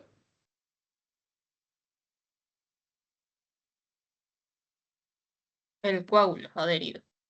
¿Coágulo? Ajá, ajá, muy bien, el coágulo adherido. Y 12, los PUM, Ajá, los puntitos los en el puntitos de colegio. mantina. Ajá. Y el 3, la fibrina, ¿verdad? Que ya ahí ya está. Ajá. Muy poco porcentaje de riesgo de resangrado. Ya, muy bien, chicos. A ver, antes de pasar esta pregunta, esa es una pregunta muy similar. ¿Qué dice? Una úlcera peptídica en el antro gástrico de 14 milímetros cubierta por coágulo adherido. Palabra clave. ¿Qué clasificación de Forres es? 1A es sangrado activo. 1B es sangrado babiante. 2A, ¿qué es? Vaso visible. De A. ¿Y 2B cuál era? El coágulo el adherido. coágulo. Ajá, muy bien. Entonces esa sería la clave, ¿verdad? Y finalmente 3, que es el tapón de fibrina. Y el 12, que es los puntos de mantina. Ya. Bien, chicas, entonces con esta mnemotecnia ya saben, A de activo, 1A de activo, 1B de sangrado babiante o en capa o en napa, 2A de vaso visible, 2B de coágulo adherido, 2C de puntos de mantina y 3 que es el tapón de fibrina. Y ahora esto es un poco más de manejo terapéutico como tal. A ver, dice que es una paciente mujer de 75 años que acude al servicio de emergencia. El ingresar refiere a haber perdido la conciencia en su casa. Mira la presión arterial, la frecuencia cardíaca 120, la frecuencia respiratoria y la saturación en 94%. Además, refiere presentar horas antes del ingreso 8 episodios de matemesis, o sea, sangrado provocando, y 2 episodios de melena abundante, así como dolor presivo y lacinante en el epigastrio, antecedente de artrosis en la rodilla y cadera derecha. Obviamente que me dicen eso por el antecedente de estar consumiendo AINES, ¿no? Ketoprofeno cada 12 horas de forma continua. Usted la recibe y la primera medida a tomar sería, a ver, ¿ustedes qué harían, chicos? Si viene este paciente, ¿qué harían ustedes en emergencia? ¿Le llamarían interconsulta gastro? ¿Qué harían? Le dirían, no, señor, está estable, regrese a su casa, venga por consultorio externo. ¿Qué harían con ese paciente? Solo les digo, miren, Estabilizarlo. ajá, ¿por qué? ¿Por qué primero lo estabilizas? ¿Qué es lo que Porque, te bueno, dice? Ajá. la presión está hipotenso, o sea, está inestable hemodinámicamente, especialmente, bueno, la presión, entonces es como que puede entrar también, ahorita, bueno, o sea, bueno, yo me por la presión. Ajá, muy bien. A ver, ¿y cuáles son tus diagnósticos? Solo con este caso clínico. ¿Qué es lo que tiene el paciente como primer diagnóstico? Lo que tú dijiste, ¿está choqueado, está con shock, pero ¿qué tipo de shock tiene? ¿Séptico, hipovolémico? ¿Qué tipo de shock tiene? Hipovolémico. Ajá, muy bien. Entonces tiene un shock hipovolémico. Por orden de diagnósticos, por orden de importancia y por eso se trata. Ahora, este shock hipovolémico a causa de qué ha sido, ¿cuál sería tu segundo diagnóstico? Las pérdidas sanguíneas, las ¿Y hemorragias que cómo, está teniendo, la ajá, hematemesis y la melena y cómo se llama esas pérdidas sanguíneas? Hemorragia. digestiva, Ya, muy bien, hemorragia digestiva, pero hay que ponerle apellido. ¿Alta o baja? alta. Alta, muy bien, alta, ajá. Shock hipovolémico, hemorragia digestiva alta. Entonces, el paciente está en shock. Lo primero que debemos hacer es estabilizar al paciente. Y si está en shock hipovolémico, está perdiendo líquidos, ¿qué le vamos a pasar para poder estabilizar su presión? ¿Qué es lo primero? Infundir líquidos, ¿verdad? Solución salina. Si no te responde a los bolos de líquido, primera, segunda, hasta tercera vez, ¿qué vas a pasar? A vasopresores, ¿verdad? A fármacos que te suban la presión arterial. Y ya posteriormente, cuando se estabilice el paciente, vamos a empezar a vigilar la función respiratoria. Entonces, como dice acá, ¿no? Hemorragia digestiva alta, siempre preguntarnos si el paciente es estable. Si el paciente no está estable, pues vas a hacer el ABCDE y vas a colocar dos vías venosas periféricas de gran calibre de 14 y 16 gauge y vas a pasar solución salina de 20 mililitros por kilogramo. Por la hemorragia digestiva, siempre se coloca una sonda nasogástrica, ¿ok? Y inhibidores de la bomba de protones intravenosos, o sea, el omeprazol intravenoso, luego de los bolos de solución salina y análisis de sanguíneas. También hay que hacer pruebas cruzadas por si el paciente necesita, o sea, transfusión de sangre, por eso se hacen las pruebas cruzadas. Y si el paciente no responde, si es hipotenso, ingreso a UCI. ¿Ok? Si el paciente está estable, puedes descartar sangrado extradigestivo o falsas hemorragias. Digo, ¿el sangrado es moderado o grave? Si el sangrado es moderado y grave, vamos a hacer un ingreso, valorar a UCI, dieta absoluta, analítica cruzada. Si el paciente está estable, podríamos hacer un tratamiento endoscópico como tal, ¿no? Llamar al escopista, pero siempre buscar que el paciente esté estable y que el sangrado no sea grandes volúmenes, ¿no? Pero si el paciente viene inestable, ¿qué tienes que hacer? El ABCD, ¿no? Vía aérea, ventilación, circulación, sound neurológico y destapar al paciente como tal. Siempre canalizar las venas, reposición de volumen, monitorización y evaluar la necesidad de vasopresores, si es que necesita o no necesita. Ya, muy bien. Entonces, ¿cuál es la primera medida a tomar? ¿Sería interconsulta gastro? No, ¿verdad? Porque tu paciente es inestable. Transfusión de sangre, pero si aún ni le has pasado cloruro, ¿cómo le vas a pasar de frente sangre? Interconsulta unidad de cuidados intensivos, todavía vamos a ver si responde a fluidos. Alta porque no es una emergencia, falso, ¿verdad? ¿Cuál es el que te queda? Estabilizar al paciente, infundir líquidos, vasopresores y vigilar la función respiratoria. Ya. Muy bien, chicos. Y ahora ya para ir finalizando, vamos a hacer hepatitis. Voy a hacer luego las fijas de hepatitis, que siempre nos confundimos con antígeno de superficie, con anticuerpo de superficie y todo eso. Entonces, primero es importante saber qué es la hepatitis, ¿no? La hepatitis es una inflamación del hígado y no solo es causado por virus, o sea, no solo hay hepatitis virales.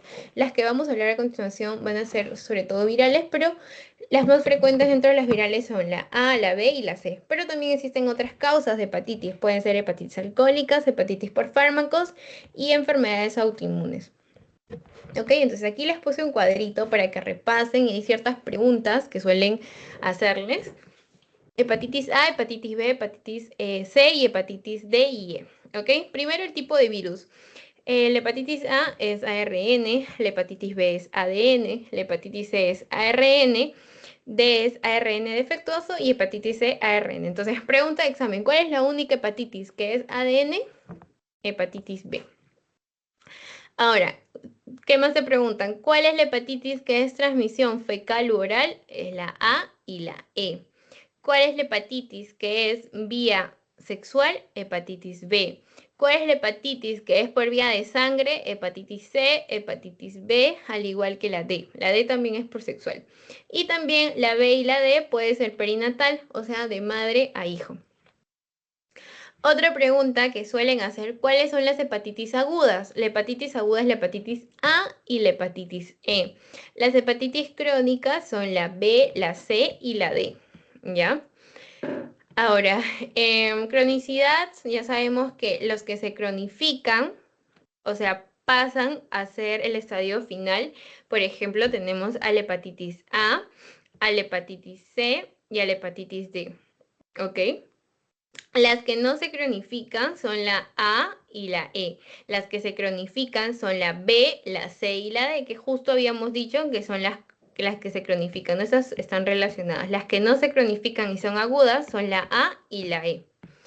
Ahora, complicaciones, pregunta de examen, ¿cuáles te dan carcinoma hepatocelular? O sea, cáncer de hígado. Las que te dan cáncer de hígado, cirrosis, son las B y la C, porque son las que se cronifican, ¿ok? Entonces esas tres columnas están relacionadas. Y si te preguntan cuáles te dan hepatitis fulminante, ¿a qué se refiere hepatitis fulminante? Que es una hepatitis muy grave, es una hepatitis que avanza muy rápido. Sobre todo, y si te dice que es una gestante, piensa en hepatitis E. ¿Ok? Entonces, la gravedad, la hepatitis A es benigna, el tratamiento únicamente va a ser de soporte porque es benigna. La hepatitis B es variable y vamos a utilizar los antivirales. La hepatitis C, al ser crónica, tenemos que usar antivirales sí o sí porque es curable. Y la hepatitis D va a tener la misma terapéutica de la hepatitis B. B y D tienen la misma terapéutica. Y la hepatitis E también es tratamiento de soporte. ¿Ok? ¿Qué te van a preguntar? ¿Cuál es fecal oral? Hepatitis A y E. ¿Cuál es ADN? Hepatitis B. ¿Cuáles se cronifican? Hepatitis B, C y D. ¿Cuál es más fulminante en embarazadas? La hepatitis E. ¿Cuál solo recibe tratamiento de soporte porque es benigna? La hepatitis A. ¿Ok, chicos? A ver, ahora sí, serología en hepatitis. Dentro de la serología en hepatitis tenemos marcadores. ¿Qué es la serología en hepatitis? Son los marcadores en sangre. ¿Ok? Marcadores en sangre.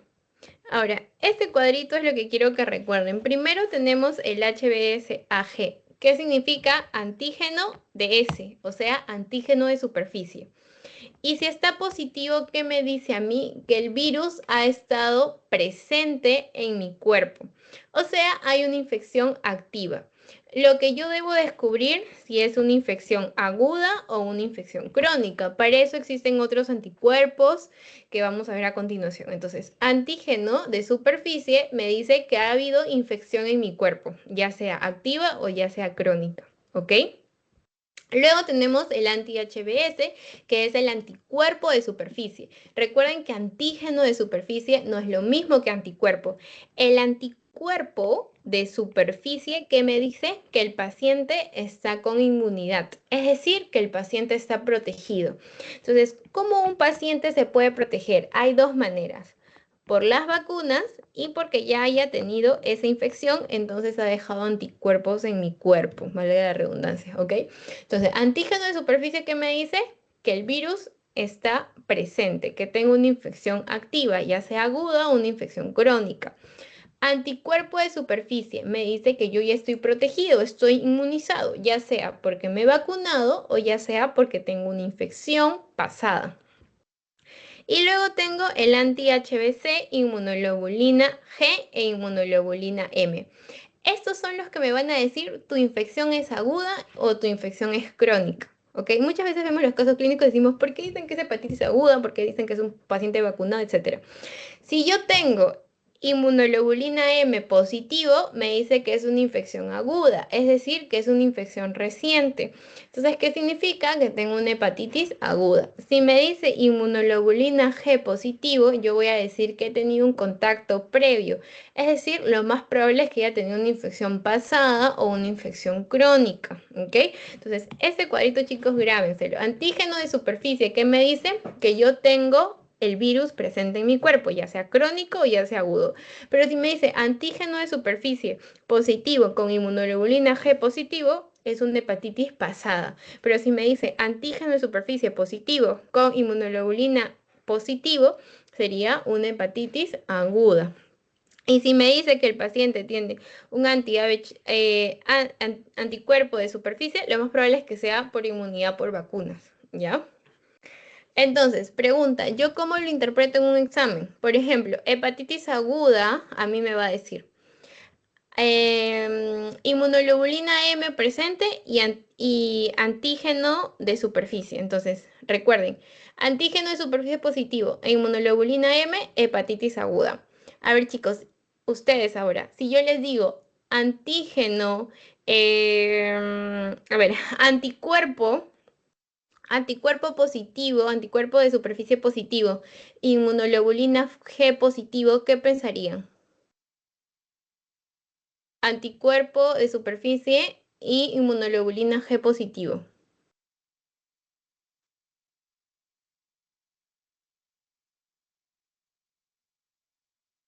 G positivo, ¿qué era? ¿Crónico o agudo?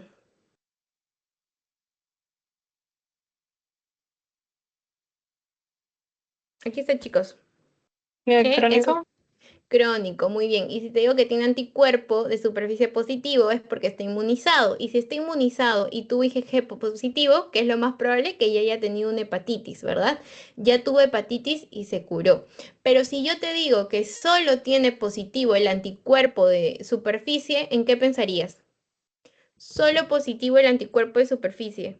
Había dos opciones, infecciones o vacunas. Si solo es positivo, serían vacunas, ¿ok? Entonces, si a mí me dicen que solo tengo anticuerpo de superficie positivo, es un paciente vacunado.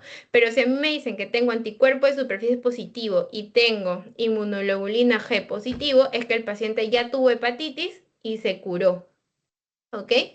Ahora, otro caso, si yo les digo que el paciente tiene antígeno, ¿ok? Mire, HBsAg, antígeno positivo, y te digo que tiene, por ejemplo, anticuerpo HBC, inmunoglobulina G, ¿qué pensarían?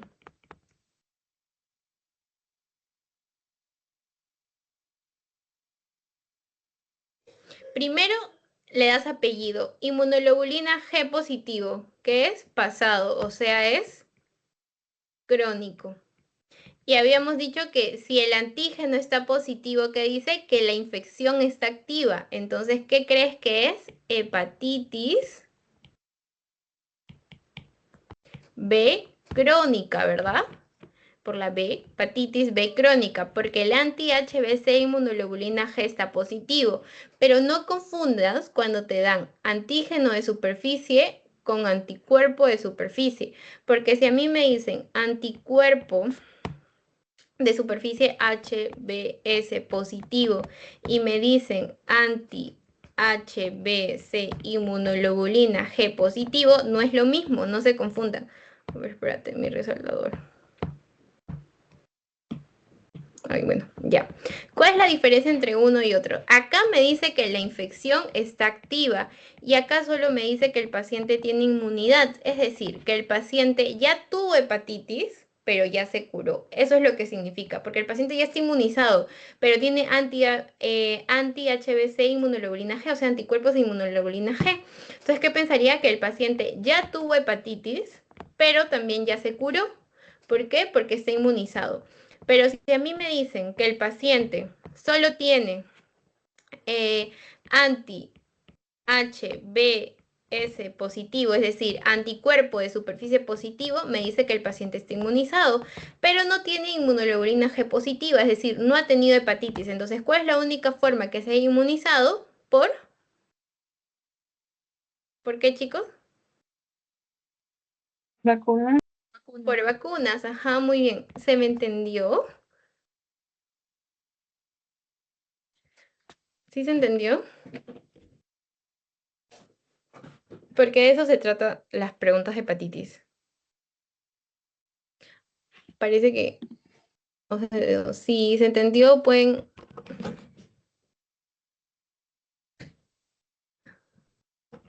Sí, ya, genial, chicos. Elsa me dijo que, bueno, hepatitis también van a volver a ver con Elsa, así que no se preocupen, chicos, porque hepatitis es un tema que viene bastante. Entonces, según lo que les he enseñado,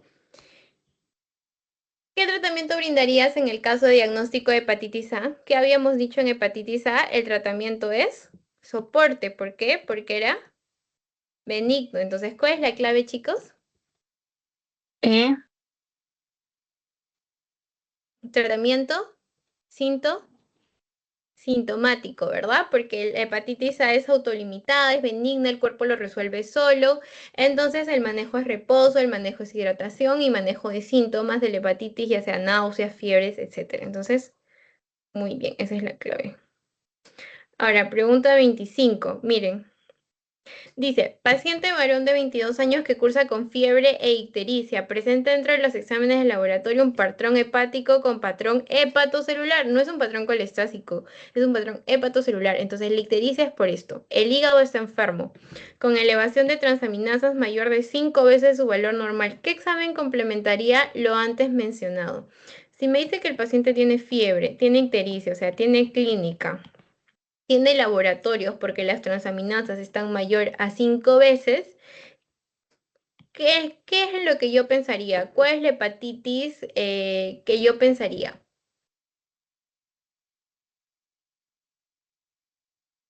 La más frecuente, ¿no? Hepatitis viral. Entonces, para yo pensar en una hepatitis viral, ¿qué debo pedir? ¿Qué es lo primero que debo pedir?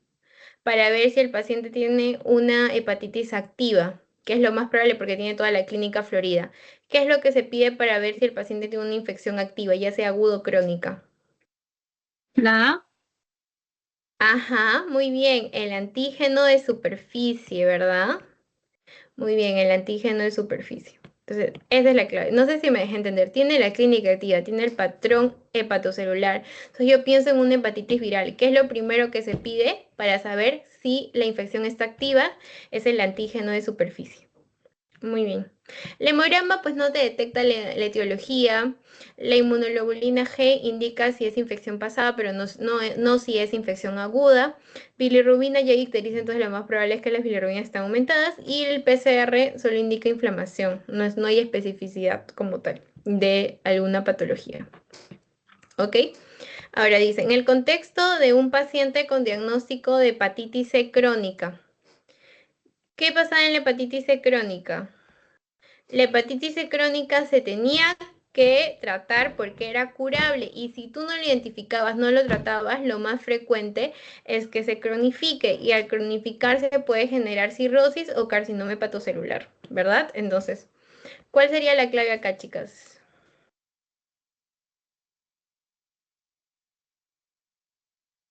Solo debe recibir tratamiento si tiene transaminasas elevadas, falso, ¿no? Sí o sí se tiene que tratar porque es curable. Siempre se va a tratar independientemente del valor de las transaminasas, de las bilirrubinas, etcétera. Tratamiento basado en la combinación de interferón pegilado y ribavirina por 12 semanas. Hoy en día ya no se usa tanto el interferón, ya ha cambiado de esquema. Se determina el tratamiento independientemente del genotipo viral. Nosotros sabemos que es ¿cómo no voy a saber como tal el genotipo viral? O sea, yo no sé qué virus está afectando y según eso no hay tratamiento falso, ¿verdad? Entonces, todo tratamiento debe recibir tratamiento, todo paciente debe recibir tratamiento. Esa es la clave correcta, ¿verdad? Todo paciente, ya sea el valor que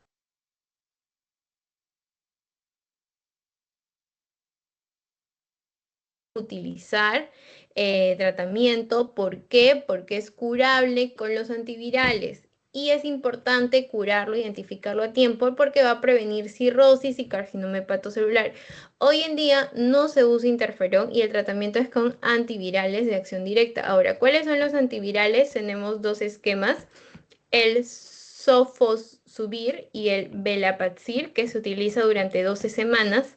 Y también tenemos otro que se utiliza en 8 semanas, que es el Glepavir y el Pibrastavir.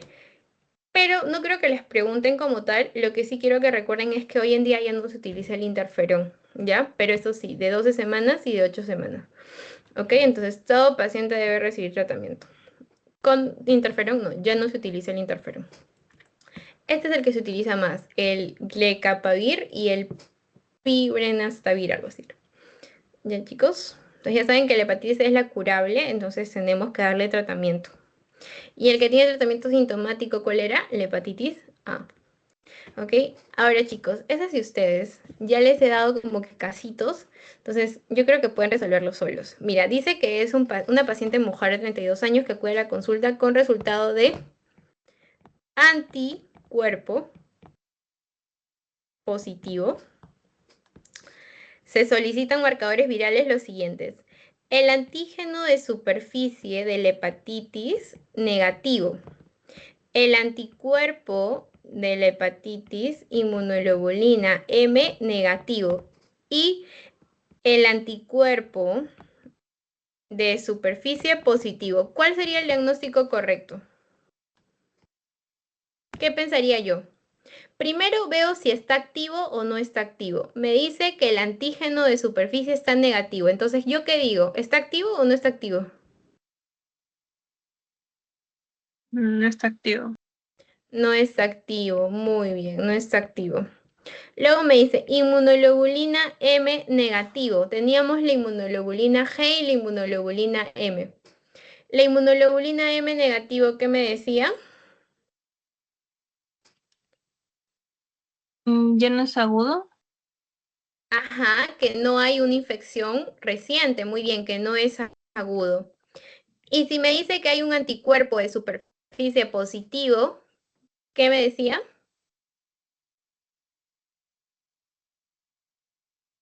Que ya lo tuvo o fue expuesto. Ajá, que ya lo tuvo o fue expuesto. Muy bien, ya lo tuvo o fue expuesto.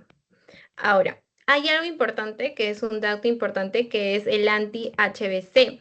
El anti-HBC está positivo, entonces, ¿yo qué pensaría en ese anticuerpo positivo? Que hubo contacto con el virus. Pero recuerden que ahorita no es un episodio agudo, porque por la inmunoglobulina M positivo y el antígeno de superficie negativo, perdón, el antígeno de superficie negativo y la inmunoglobulina M negativo me dice que no es un evento agudo. Entonces yo descarto todo lo que me dice que es agudo. Agudo, agudo, me quedaría con vacunación y con crónico. Ahora, ¿por qué no sería vacunación?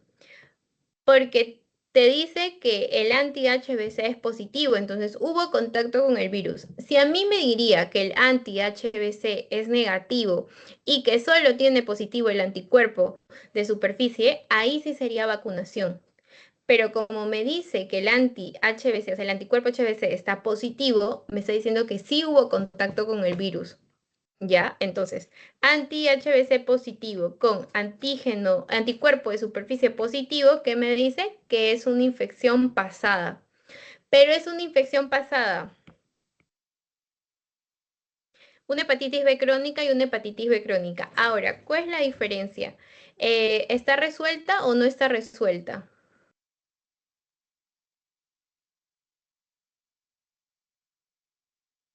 Pues, un momento.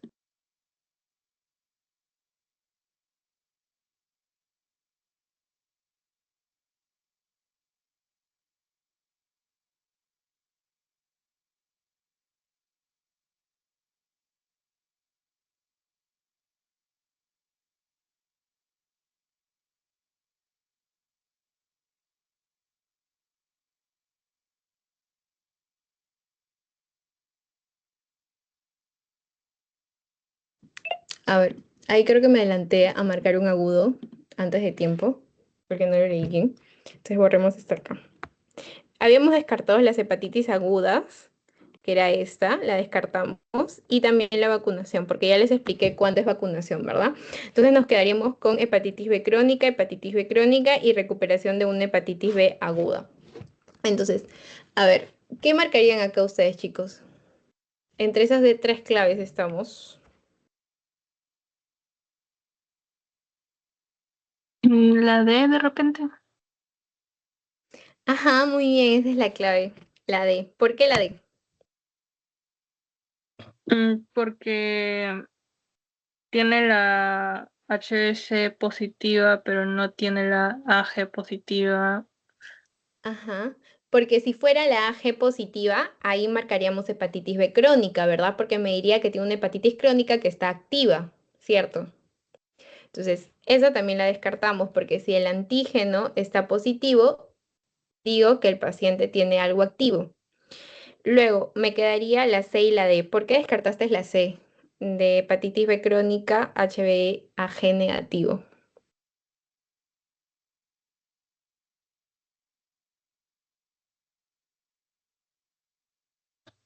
Ahí sí, creo que porque tendría la otra AG positivo, pero creo que era la que era con S.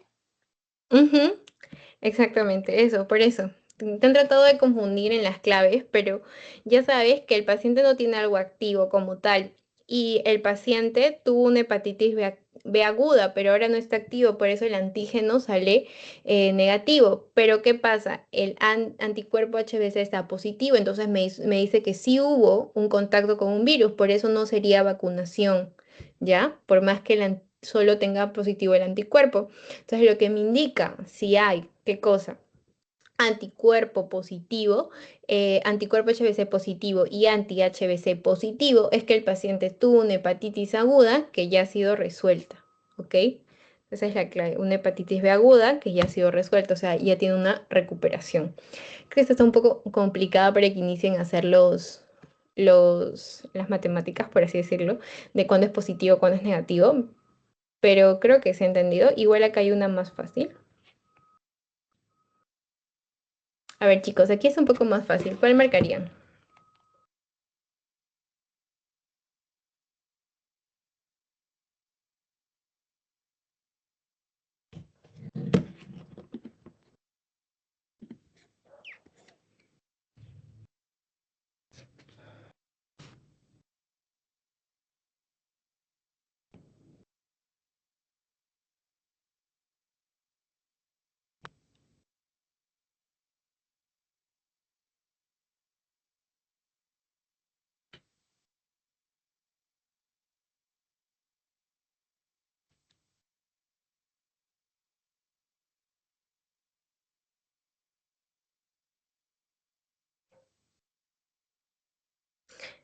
A ver, chicos, primero me dice que el paciente tiene un antígeno de superficie positivo. ¿Qué significa eso? Que la infección está activa, que puede ser aguda o puede ser crónica, ¿verdad? Entonces, ¿quién me dice si es aguda o es crónica? Las inmunoglobulinas. Me dice que la inmunoglobulina es negativa. La inmunoglobulina M es negativa, entonces me está diciendo que no es aguda. Entonces, ¿qué es probable que sea? Crónica, ¿verdad? Que es crónica porque está activa. Entonces no podríamos hablar de algo resuelto porque está activo el antígeno de superficie. Luego me dice anti-HBC positivo, que básicamente te dice que hubo contacto con el virus, ¿no? Que yo sí he estado expuesta al virus. Y luego me dice el anticuerpo HBC.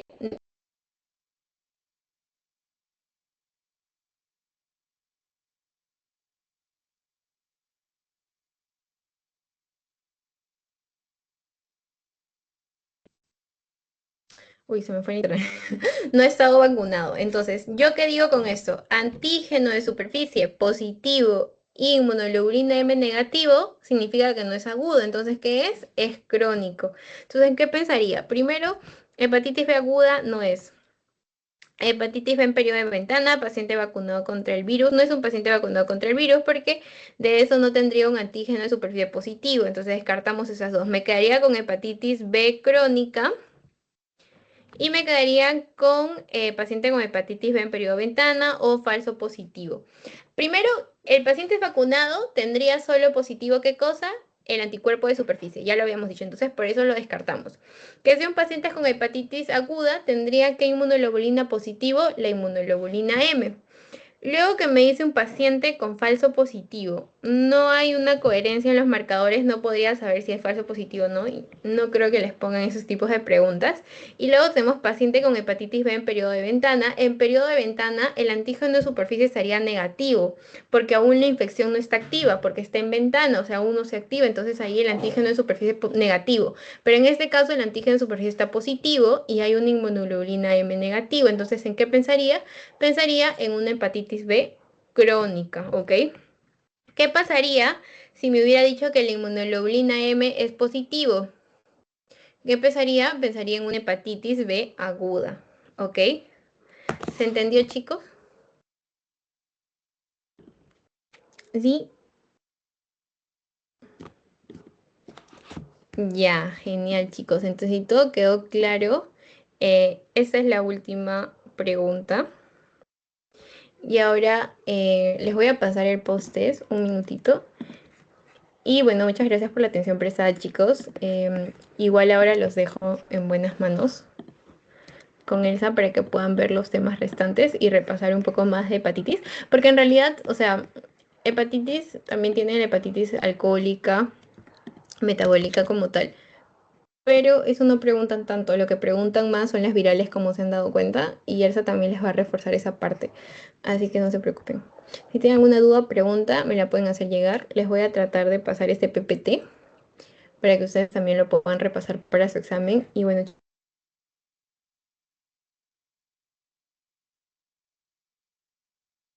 ahí les doy pase con Elsa. Elsa, ¿estás ahí? Oh, hola, ¿qué tal, chicos? Sí, estoy acá. Dame un minutito para pasarles el post-test, no sé, el pretest de Ok, mi parte. ok, no te No, preocupes, no te preocupes. Ya, genial. Bueno, chicos, igual 5 minutos mientras que esa les pasa el pretest y ustedes se levantan, se paran, toman agua o cenan, no sé, y ya continúan con ella. Voy a cortar la grabación.